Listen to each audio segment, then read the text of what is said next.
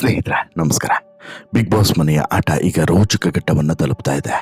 Big boss ಮನೆಯಲ್ಲಿ ಆಟದ ಕಾವು ಕೂಡ ಹೆಚ್ಚಾಗ್ತಿದೆ. ಬಿಗ್ ಬಾಸ್ ಮನೆ ಈಗಾಗಲೇ ಹೆಚ್ಚು ದಿನಗಳ ಆಟವನ್ನು ಇನ್ನೂ ಉಳಿಸ್ಕೊಂಡಿಲ್ಲ ಅನ್ನೋದು ನಿಮ್ಮೆಲ್ಲರಿಗೂ ಕೂಡ ಗೊತ್ತಿರುವಂಥ ವಿಚಾರ. ಹೆಚ್ಚು ಕಡಿಮೆ ಇನ್ನು ಕೇವಲ ಒಂದು ತಿಂಗಳು ಮಾತ್ರ ಬಿಗ್ ಬಾಸ್ ಮನೆಯ ಆಟ ಇರಲಿದೆ ಎನ್ನುವಂಥ ಲೆಕ್ಕಾಚಾರ ಸದ್ಯಕ್ಕೆ ನಡೀತಿದೆ. 4ರಿಂದ 5 ವಾರ ಬಾಕಿ ಇರುವಂತಹ ಬಿಗ್ ಬಾಸ್ ಮನೆಯ ಆಟದಲ್ಲಿ ಈ ವಾರ ಯಾರು ಔಟ್ ಆಗ್ತಾರೆ ಅನ್ನುವಂಥದ್ದು ಈಗ ಸದ್ಯಕ್ಕಿರುವಂಥ ಕುತೂಹಲ. ಈ ಬಾರಿ ಒಬ್ಬರಲ್ಲ ಇಬ್ಬರು ಔಟ್ ಆಗುವಂಥ ಚಾನ್ಸಸ್ ಇದೆ ಅನ್ನುವಂಥ ಮಾಹಿತಿ ಸಿಗ್ತಾ ಇದೆ. ಹಾಗಾದರೆ ಅವರಿಬ್ಬರು ಯಾರು ಹೇಳ್ತಾ ಹೋಗ್ತೀನಿ. ಅದಕ್ಕಿಂತ ಮುಂಚೆ ನೀವಿನ್ನೂ ಕೂಡ ನಮ್ಮ ಚಾನಲನ್ನು ಸಬ್ಸ್ಕ್ರೈಬ್ ಮಾಡಿಲ್ಲ ಅಂದರೆ ದಯವಿಟ್ಟು ಕೂಡಲೇ ಸಬ್ಸ್ಕ್ರೈಬ್ ಮಾಡಿ ಸ್ನೇಹಿತರೆ. ಹೌದು, ಕನ್ನಡದ ಬಿಗ್ ಬಾಸ್ ಸೀಸನ್ 12 ಈಗಾಗಲೇ 80 ದಿನಗಳನ್ನು ಪೂರೈಸಿದ್ದು ಶತಕದ ದಿನದತ್ತ ಸಾಗ್ತಾ ಇದೆ. ಸದ್ಯ ಆಟ ಸಿಕ್ಕಾಪಟ್ಟೆ ಇಂಟ್ರೆಸ್ಟಿಂಗ್ ಆಗಿದೆ. ಆಟದ ಕಾವು ಕೂಡ ಹೆಚ್ಚಾಗಿದೆ. ಆಟಗಾರರ ನಡುವೆ ಸೀರಿಯಸ್ನೆಸ್ ಕೂಡ ಹೆಚ್ಚಾಗ್ತಿದೆ. ಈ ವಾರ ಬಿಗ್ ಬಾಸ್ ಮನೆಯಿಂದ ಒಬ್ಬರಲ್ಲ ಇಬ್ಬರು ಹೊರಗಡೆ ಹೋಗ್ತಾರೆ ಅನ್ನುವಂಥ ಚರ್ಚೆಗಳು ಕೂಡ ನಡೀತಿದ್ದಾವೆ. ಕಾರಣ ಏನು ಅಂತ ಹೇಳಿದ್ರೆ, ಕಳೆದ ವಾರ ಯಾವುದೇ ಎಲಿಮಿನೇಷನ್ ಕೂಡ ನಡೆದಿಲ್ಲ. ಇಬ್ಬರನ್ನು ಸೀಕ್ರೆಟ್ ರೂಮ್ಗೆ ಕಳಿಸಲಾಗಿತ್ತು, ಧ್ರುವಂತ್ ಮತ್ತು ರಕ್ಷಿತಾರನ್ನು. ಹೀಗಾಗಿ ಈಗ ಅವರಿಬ್ಬರು ಕೂಡ ವಾಪಸ್ ಬಂದರೆ ಇಲ್ಲಿ ವಾಪಸ್ಸು ಮನೆಯಲ್ಲಿ ಜನರ ಸಂಖ್ಯೆಯು ಕೂಡ ಹೆಚ್ಚಾಗ್ತದೆ. ಆನಂತರ ಸಾಕಷ್ಟು ಜನರನ್ನು ಒಮ್ಮೆಲೆ ಎಲಿಮಿನೇಟ್ ಮಾಡಬೇಕಾದಂಥ ಪ್ರಮೇಯ ನಿರ್ಮಾಣ ಆಗ್ತದೆ. ಹಾಗಾಗಿ ಇದನ್ನು ಬ್ಯಾಲೆನ್ಸ್ ಮಾಡಬೇಕು ಅನ್ನುವಂಥ ಕಾರಣಕ್ಕೋಸ್ಕರ ಬಹುಶಃ ಇವತ್ತು ಇಬ್ಬರನ್ನು ಹೊರಗಡೆ ಕಳಿಸುವಂಥ ಚಾನ್ಸಸ್ ಇದೆ ಅನ್ನುವಂಥ ಮಾತುಗಳು ಕೇಳಿ ಬರ್ತಿದ್ದಾವೆ. ಅದು ಇವತ್ತು ಕಳಿಸ್ತಾ ಇದ್ರೂ ಕೂಡ ನಾಳೆನಾದರೂ ಕೂಡ ಕಳಿಸಬಹುದು ಅನ್ನುವಂತಹ ವಿಚಾರ ಈಗ ಮುನ್ನೆಲೆಗೆ ಬಂದಿರುವಂಥದ್ದು. ಅತ್ತ ಕಳೆದ ವಾರ ರಕ್ಷಿತಾ ಹಾಗೂ ಧ್ರುವಂತ್ ಅವರನ್ನು ಫೇಕ್ ಎಲಿಮಿನೇಷನ್ ಮಾಡಲಾಗಿದ್ದು ಸೀಕ್ರೆಟ್ ರೂಮ್ನಲ್ಲಿ ಇರಿಸಲಾಗಿದೆ. ಇತ್ತ ಈ ವಾರ ಬಿಗ್ ಬಾಸ್ ಮನೆಯಿಂದ ಹೊರಗಡೆ ಹೋಗೋದಕ್ಕೆ ಅಶ್ವಿನಿ ಗೌಡ, ಮಾಳು, ಸ್ಪಂದನ, ಚೈತ್ರ, ಧನುಷ್ ಹಾಗೂ ರಜತ್ ಇಷ್ಟು ಜನರು ಕೂಡ ನಾಮಿನೇಟ್ ಆಗಿದ್ದಾರೆ. ಆದರೆ ಕಥೆಯಲ್ಲಿ ಟ್ವಿಸ್ಟ್ ಎನ್ನುವಂತೆ ಈ ವಾರ ವೋಟಿಂಗ್ ಲೈನ್ ಓಪನ್ ಆಗಿಲ್ಲ. ವಾರ ಪೂರ್ತಿ ನಾಮಿನೇಷನ್ ಟಾಸ್ಕ್ ನಡೆದಂಥ ಕಾರಣ ಈ ವಾರ ವೋಟಿಂಗ್ ಲೈನ್ ಓಪನ್ ಆಗಿಲ್ಲ. ಆದರೆ ಈ ವಾರ ಇಬ್ಬರು ಮನೆಯಿಂದ ಹೊರಗಡೆ ಹೋಗೋದು ಖಚಿತ ಅನ್ನುವಂತಹ ಅಭಿಪ್ರಾಯಗಳು ವ್ಯಕ್ತವಾಗ್ತಿದ್ದಾವೆ. ಯಾವ ಆಧಾರದಲ್ಲಿ ಇಬ್ಬರನ್ನ ಹೊರಗಡೆ ಹಾಕ್ತಾರೆ ಅನ್ನೋದೇ ಈಗಿರುವಂತಹ ಇಂಟ್ರೆಸ್ಟಿಂಗ್ ವಿಚಾರ. ರಕ್ಷಿತಾ ಹಾಗೂ ಧ್ರುವಂತ್ ಸೀಕ್ರೆಟ್ ರೂಮ್ನಿಂದ ಹೊರಗಡೆ ಬಂದರೆ ಸ್ಪರ್ಧಿಗಳ ಸಂಖ್ಯೆ ಇನ್ನಷ್ಟು ಹೆಚ್ಚಾಗಿದೆ. ಈ ಹಿನ್ನೆಲೆಯಲ್ಲಿ 58ನೇ ದಿನಕ್ಕೆ ಅತಿಥಿಗಳಾಗಿ ಬಂದು ನಂತರ ವೈಲ್ಡ್ ಕಾರ್ಡ್ ಸ್ಪರ್ಧಿಗಳಾದಂತಹ ರಜತ್ ಮತ್ತು ಚೈತ್ರ ಕುಂದಾಪುರ ಈ ವಾರ ಮನೆಯಿಂದ ಹೊರಗಡೆ ಹೋಗುವಂಥ ಸಾಧ್ಯತೆ ಇದೆ ಎನ್ನುವಂಥ ಮಾತುಗಳು ಕೇಳಿ ಬರ್ತಿದ್ದಾವೆ. ಈ ಸೀಸನ್ನ ಸ್ಪರ್ಧಿಗಳ ಆಟದ ಪರಿ ಬದಲಾಯಿಸಲು ರಜತ್ ಮತ್ತು ಚೈತ್ರ ಕುಂದಾಪುರ ಅವರು ಕೆಲ ದಿನಗಳ ಮಟ್ಟಿಗೆ ಮನೆಯೊಳಗೆ ಬಂದಿದ್ದರು ಅನ್ನುವಂಥದ್ದು ಈ ಹಿಂದೆಯೂ ಕೂಡ ಚರ್ಚೆ ಆಗಿತ್ತು. ಅಲ್ಲಿಗೆ ಈ ವಾರ ರಕ್ಷಿತಾ ಹಾಗೂ ಧ್ರುವಂತ್ ವಾಪಸ್ ಮನೆಗೆ ಬರ್ತಾ ಇದ್ದಂತೆ ಇವರಿಬ್ಬರು ಹೊರಗಡೆ ಹೋಗ್ತಾರೆ ಅನ್ನುವಂಥ ಸುದ್ದಿ ಈಗ ಭಾರಿ ವೈರಲ್ ಆಗ್ತಿದೆ. ಈ ಬಗ್ಗೆ ಚರ್ಚೆಗಳು ಕೂಡ ನಡೀತಿದ್ದಾವೆ.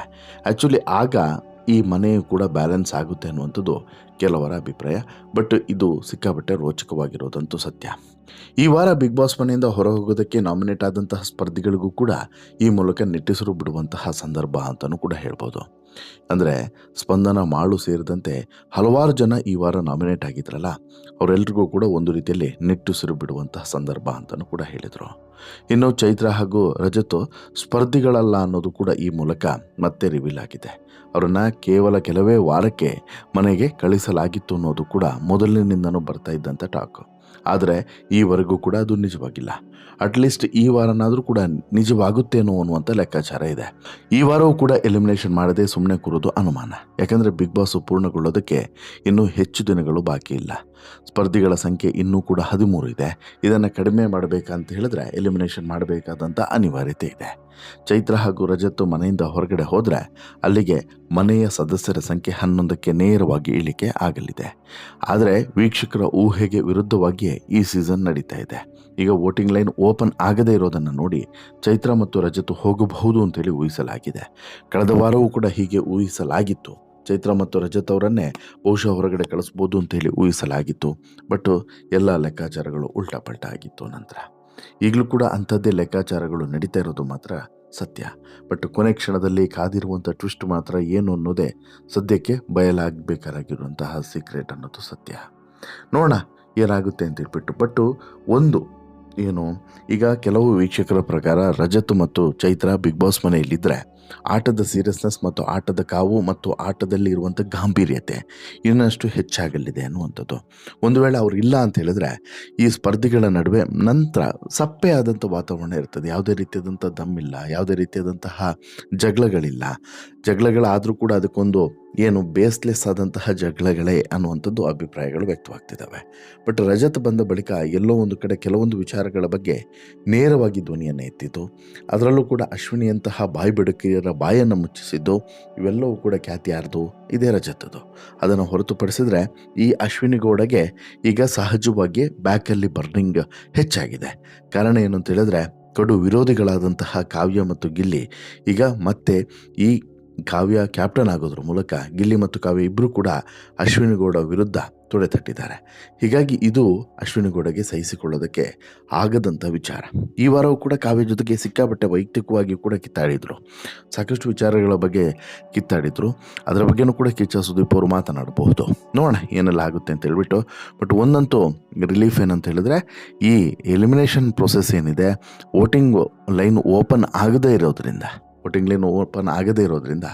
ಏನೋ ಒಂದು ಟ್ವಿಸ್ಟ್ ಅನ್ನಂತೂ ಎಲಿಮಿನೇಷನ್ನ ಸಂದರ್ಭದಲ್ಲಿ ಕೊಟ್ಟೇ ಕೊಡ್ತಾರೆ ಅನ್ನೋದು ಮಾತ್ರ 100ಕ್ಕೆ 100 ಸತ್ಯ ಅನ್ನೋದು ಮಾತ್ರ ಈಗ ದೃಢವಾಗ್ತಿದೆ. ಒಟ್ಟಾರೆ ನಿಮಗೇನು ಅನಿಸ್ತಿದೆ ಸ್ನೇಹಿತರೆ?